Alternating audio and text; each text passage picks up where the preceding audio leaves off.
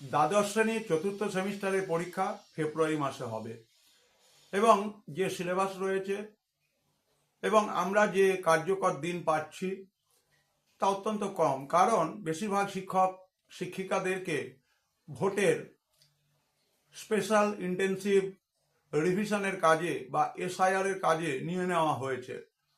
স্বাভাবিকভাবে ছাত্রছাত্রীদের পঠন পাঠন অনেকটাই বিঘ্নিত হচ্ছে, বিলম্বিত হচ্ছে। সেই দিককে আমরা কাভার করবার জন্য in the light off history ইতিহাসের আলো ইউটিউব চ্যানেলে নিয়ে আসছি আজকের উপস্থাপনা নাসিক হত্যাকাণ্ড। দুটো জিনিস মনে রাখতে হবে যে নাসিক হত্যাকাণ্ড এক জিনিস এবং নাসিক ষড়যন্ত্র মামলা আর এক জিনিস। নাসিক হত্যাকাণ্ড 1906 সাল। আমরা দেখতে পাই যে বিনায়ক দামোদর সাভারকর তিনি লন্ডনে থেকে ভারতবর্ষে এবং লন্ডনে একই সঙ্গে বিপ্লবী কার্যকলাপ তুলে ধরতে চেয়েছিলেন এবং গণেশ সাভারকর তিনি নাসিকে মহারাষ্ট্রে থেকে এই বিপ্লবী আন্দোলন পরিচালনা করতে চেয়েছিলেন এবং নাসিক হত্যাকাণ্ড মামলা 1909 সালে হয়েছিল। সুতরাং 1906 থেকে 1909 এই সালের মধ্যে বিনায়ক দামোদর সাভারকর এবং গণেশ সাভারকরের গুরুত্বপূর্ণ যে জায়গাগুলো এখানে আলোচনায় থাকবে।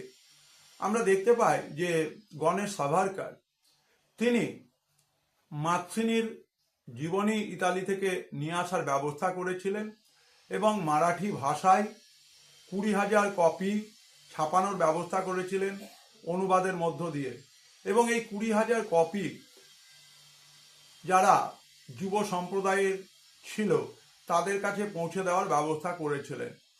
আমাদের মনে রাখতে হবে যে নাসিক ষড়যন্ত্র মামলা, সেই নাসিক ষড়যন্ত্র মামলাতে আমরা দেখতে পাই যে গণেশ সাভারকরকে দোষী সাব্যস্ত করে তাকে সারা জীবনের জন্য কারাদণ্ড দেওয়া হয়েছিল। লন্ডনে কার্জন উইলিকে হত্যা করা হয়েছিল এবং এর ফলে নাসিক হত্যাকাণ্ড মামলা আরো বেশি মজবুত হয়। আমরা দেখতে পাই যে কারণে গণেশ সাভারকরের আজীবন কারাদণ্ড হয়েছিল, সেই জ্যাকসনকে কিন্তু হত্যা করা হয়েছিল। এই হচ্ছে সংক্ষেপে নাসিক ষড়যন্ত্র মামলা। অবশ্যই যারা চতুর্থ সেমিস্টারের ছাত্রছাত্রী তারা এটিকে টিকা হিসেবে তৈরি করবে এবং কাজে লাগাবে। সবাই ভালো থাকবে, সবাই সুস্থ থাকবে।